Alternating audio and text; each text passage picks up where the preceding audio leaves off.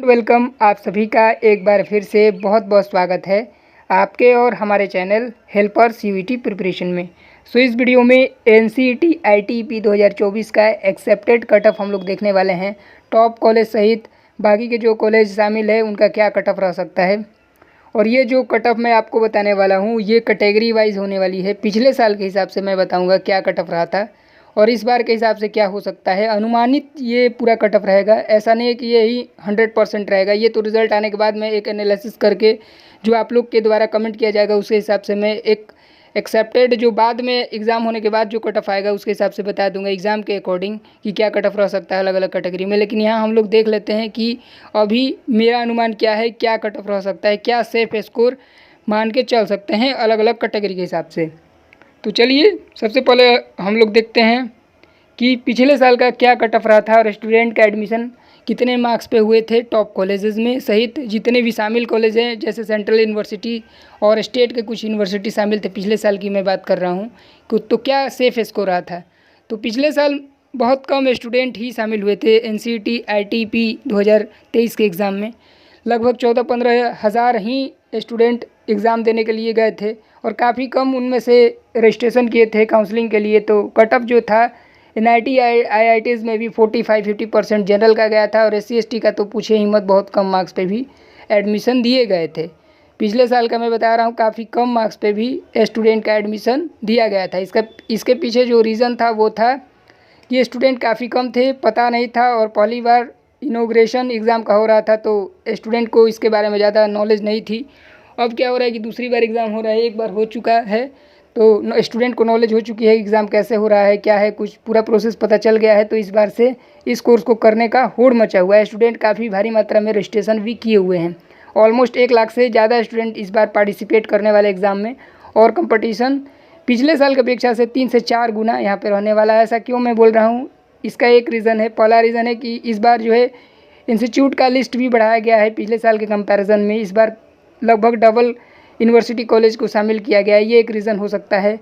और दूसरा competition student की वजह से बढ़ने वाला है। इस एग्ज़ाम का अवेयरनेस अब बढ़ चुका है और कंपटीशन भी बढ़ने वाला है। तो चलिए अब देखते हैं सबसे पहले कि टॉप यूनिवर्सिटीज़ का क्या कट ऑफ रह सकता है। सबसे पहले अलीगढ़ मुस्लिम यूनिवर्सिटी का हम लोग एनसीईटी आईटीईपी का कट ऑफ देख लेते हैं। तो इसका कट ऑफ जनरल का मैं बता रहा हूँ क्या सेफ स्कोर रह सकता है। तो यहाँ पे मान के चलिए 65% ओवरऑल आप मार्क्स लेके आते हैं। डोमेन, जनरल टेस्ट सभी को मिला करके, language, domain test, teaching aptitude सभी को मिला करके मैं ओवरऑल स्कोर की परसेंटेज की बात करूँगा। यहाँ पे नंबर की मैं बात नहीं करूँगा, सिर्फ परसेंटेज आपको बताऊँगा कि कितना परसेंटेज स्कोर रहेगा तो आप सेफ जोन में रहेंगे। तो अलीगढ़ मुस्लिम यूनिवर्सिटी में जनरल कैटेगरी और ईडब्ल्यूएस कैटेगरी के लिए 65% स्कोर इनफ है एडमिशन के लिए, यहाँ पे आपका एडमिशन हो जाएगा। सेंट्रल संस्कृत यूनिवर्सिटी भोपाल की अगर हम बात करें, भोपाल कैंपस की, तो संस्कृत वाले का ही केवल यहाँ पे एडमिशन होगा तो 35% स्कोर भी काफ़ी अच्छा माना जाएगा यहाँ पे, क्योंकि बाकी स्टूडेंट का यहाँ पे एडमिशन ही नहीं होगा, संस्कृत वाले का ही केवल होगा। तो कम मार्क्स पे भी इस यूनिवर्सिटी में एडमिशन हो सकते हैं। अब दूसरा जो कैंपस है सेंट्रल संस्कृत यूनिवर्सिटी का गोपालपुरा बाईपास, यहाँ पे भी कम मार्क्स पे एडमिशन हो जाएंगे। यहाँ पे सिर्फ बीए बीएड ही देखने को मिलेगा आपको। उसके बाद सेंट्रल संस्कृत यूनिवर्सिटी का एक और कैंपस है, यहाँ पे भी कम मार्क्स पे एडमिशन हो सकते हैं इस बार।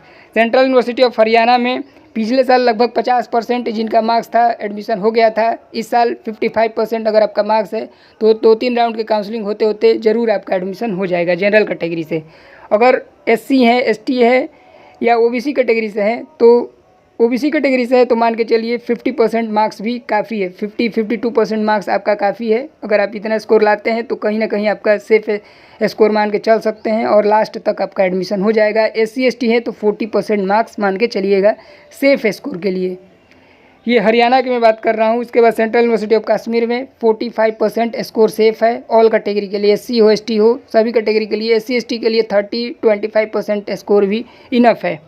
काफ़ी कम मार्क्स पे सेंट्रल यूनिवर्सिटी ऑफ कश्मीर में आपका एडमिशन हो जाएगा। उसके बाद सेंट्रल यूनिवर्सिटी ऑफ केरला, यहाँ पे भी अगेन एससी एसटी ओबीसी का काफ़ी कम कट ऑफ जाता है। 55% मान के चल सकते हैं आप जनरल का और 45% एससी एसटी का और 52% या 53% या 50% से लेके 53% के बीच में लेके चल रहा हूँ। यहाँ पे कट ऑफ रह सकता है ओबीसी कैटेगरी का। Central university of Punjab, again यहाँ पे कट ऑफ 50% के आसपास रहने वाला है। उसके बाद राजस्थान में भी सेम वही कहानी रहने वाली है, 50%, 55% सेफ स्कोर मान सकते हैं, किसी न किसी राउंड में आपका एडमिशन हो जाएगा। उसके बाद Central University Tamil Nadu, Chaudhary Devilal University, Department of Education, Maharshi Dayanand university, इस टाइप का जितना आप यूनिवर्सिटी देख रहे हैं सब में आप 55% ओवरऑल स्कोर अगर आप करते हैं जनरल कैटेगरी से तो आप सेफ जोन में माने जाएंगे।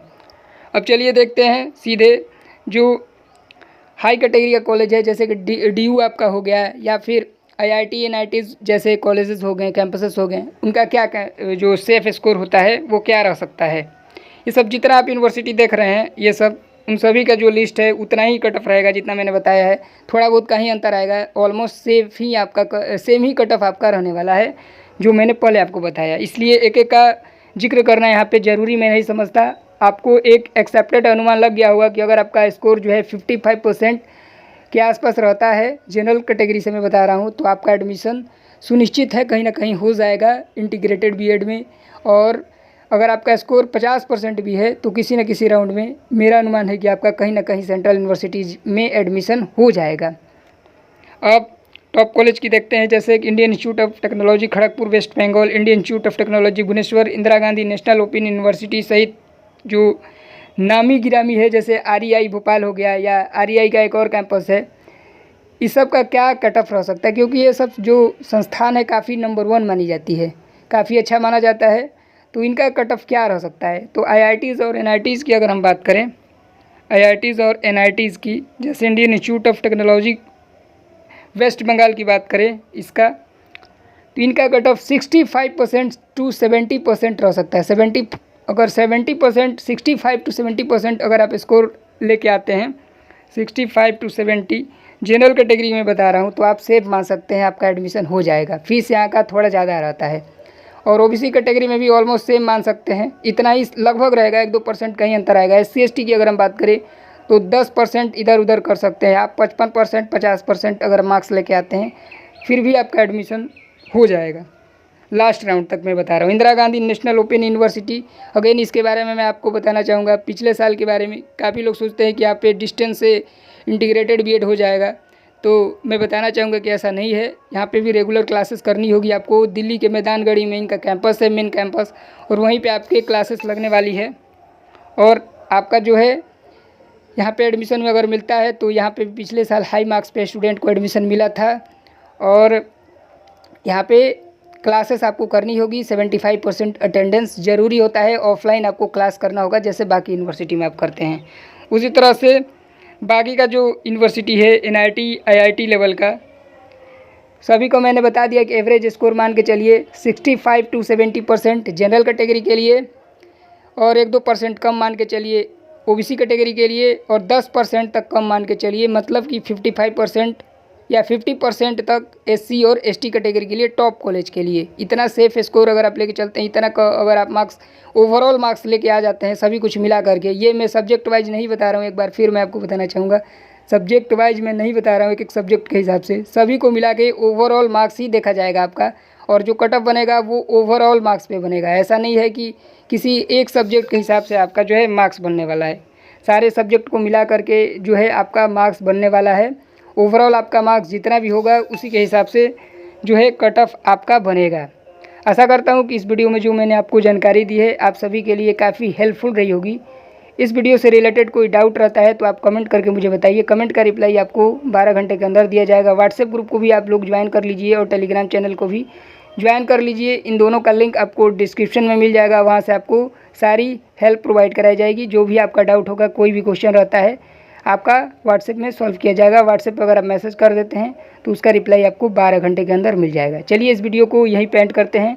इस वीडियो से रिलेटेड कोई भी डाउट होता है तो आप कमेंट भी कर सकते हैं। कमेंट का भी रिप्लाई आपको 12 घंटे के अंदर दिया जाएगा। Thank you.